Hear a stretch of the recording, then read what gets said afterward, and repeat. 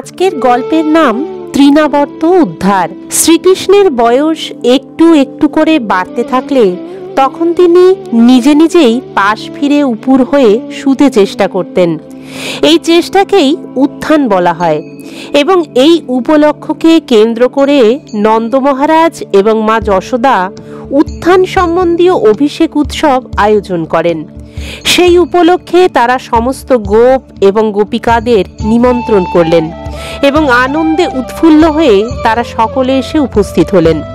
অতি সুন্দর বাদ্যযন্ত্র বাজতে লাগলো এবং উপস্থিত সকলেই সেই মঙ্গল গীত বাদ্য উপভোগ করতে লাগলেন। অনেক অনেক তত্ত্বদ্রষ্টা ব্রাহ্মণদের নিমন্ত্রণ করা হয়েছিল এবং তারা শ্রীকৃষ্ণের সৌভাগ্য কামনা করে বৈদিক মন্ত্র উচ্চারণ করতে লাগলেন।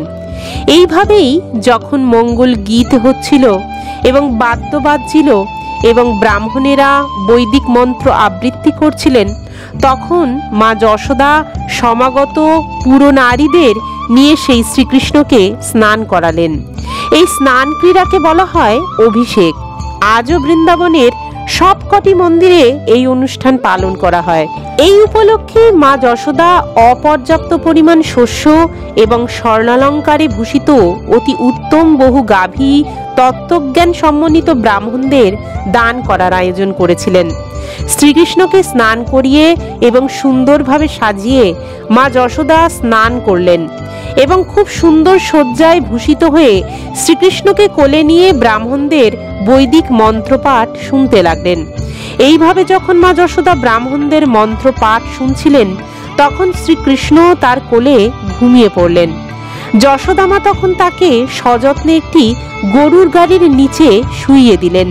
সেই শুভ উৎসবে সমস্ত আত্মীয় স্বজন, বন্ধু বান্ধব এবং ব্রজবাসীদের তত্ত্বাবধান করতে মা যশোদা এত ব্যস্ত হয়েছিলেন যে তিনি শ্রীকৃষ্ণকে দুধ খাওয়াতে ভুলে গিয়েছিলেন। তাই ক্ষুধার্ত হয়ে শ্রীকৃষ্ণ কাঁদতে লাগলেন, কিন্তু চারিদিকে এত কোলাহল হচ্ছিল যে মা যশোদা তার ক্রন্দনের শব্দ শুনতে পেলেন না। একে তো তার খুব ক্ষুধা পেয়েছিল, তার উপরে তার মা তাকে এইভাবে অবহেলা করছে, তাই শিশু শ্রীকৃষ্ণের খুব রাগ হলো।